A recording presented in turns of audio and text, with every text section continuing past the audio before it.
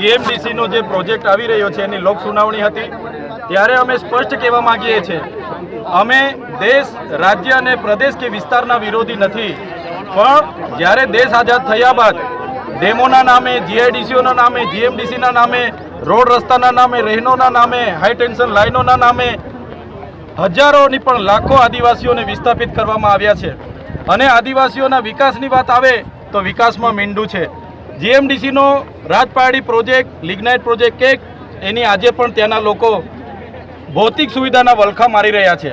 ત્યારે આ પ્રોજેક્ટ અહીંયા આવવાથી વાલિયા તાલુકો, નેત્રંગ તાલુકો અને ઉમરપાડાના પણ ઉભારિયા ગામમાં સમાવેશ થાય છે અને અહીંયા હજારો લોકો, હજારો પરિવારોને વિસ્થાપિત થવાનું છે, જેના કારણે પર્યાવરણ પ્રદૂષણ, પાણી, ભૂગર્ભ જળ હોય, સપાટી જળ હોય, હવા પ્રદૂષણ, ધ્વનિ પ્રદૂષણ, વન્યજીવ પ્રાણી કે માનવ વસ્તીને ખૂબ મોટું હાનિકારક થવાનું છે।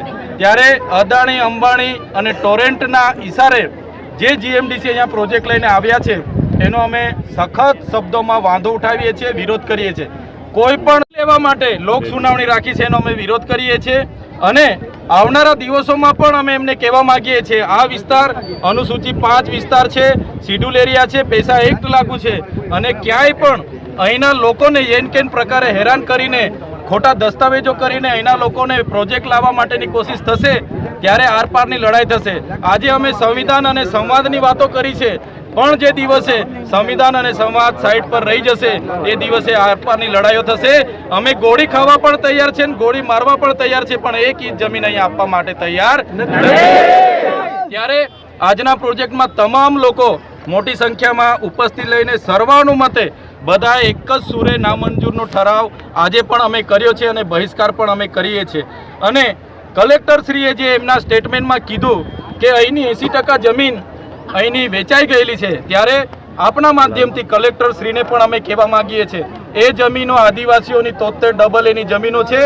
તમારા જેવા કેટલાક અધિકારીઓએ આઈએસ, આઈપીએસ અને નેતાઓના કાળા નાણાં અહીંયા રોકેલા છે, એ પણ આવનારા દિવસોમાં અમે ખાલી કરાવીશું અને મૂળ માલિકોને એમની જમીન પરત આપીશું।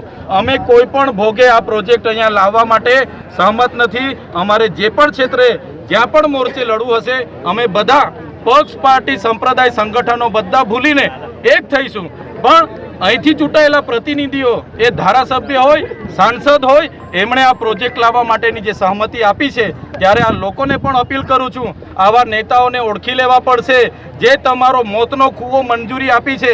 આ ખાણ ખનીજ જીએમડીસી ખોદવાની નથી, આ બધાનો મોતનો કૂવો ખોદવા જઈ રહેલી છે।